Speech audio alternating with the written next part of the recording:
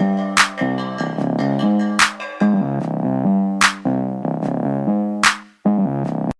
everybody, welcome to the channel. Today I'm gonna show you my new project. I'm so excited to start working on this one. I've been looking for one of these cars for a long time and finally I got one, so let me show you.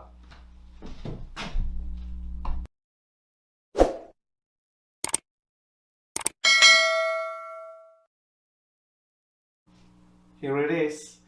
So this is a Chevrolet Camaro.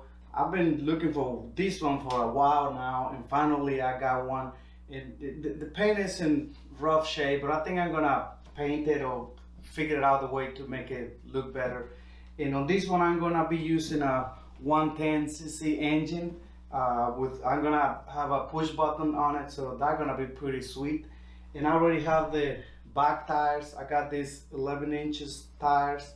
This one's gonna be in the back. I'm waiting for the ones for the front, but I have enough to start working on this project, so I'm gonna start making the frame and I'll keep you guys posted, so stay tuned.